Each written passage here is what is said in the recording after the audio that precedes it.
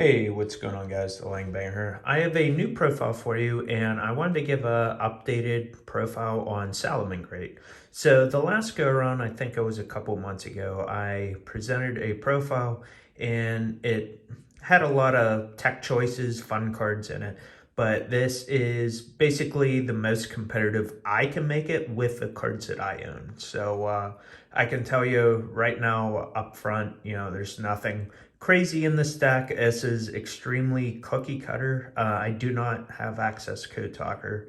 Was reprinted. I still didn't get it, so not really worth it. I did want to use this in a local tournament the other week. There was an OTS in my area, but I just felt like this deck is so combo oriented, and if you screw up the combos, you can end on suboptimal boards. So I just opted not to use this. But let's just go into it. So you have the 3 Foxy, you have the 3 Flame Buffalo. So I like this over Lady Debug. Just kind of helps you get going, and really, in a way, I guess the biggest argument people make is if you summon Debug and something happens to it, like your turn's ending. But at least like with this, you can summon, you can go into your Link 1 and just get things going. So then you have 3 Spinny, you have your 1 Gazelle, your 1 Jack Jaguar, 1 Falco, your 1 Fowl. So nothing crazy there. Some hand traps.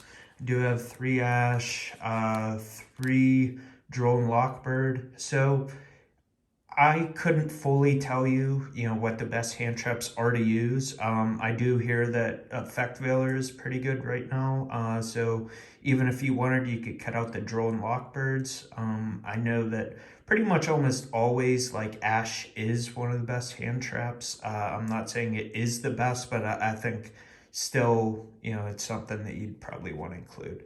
The last card I'm using is Sea Archiver.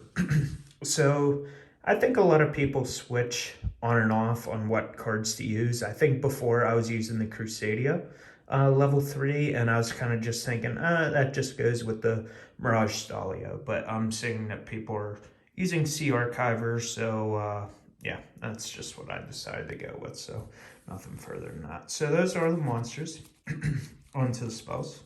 You have the 3 Mining, you have the 2 Will, you have 2 Desires, you have Circle, you have Sanctuary, Called by the Grave, Harpy Feather Duster, and Reborn. Those are the spells. Onto the traps.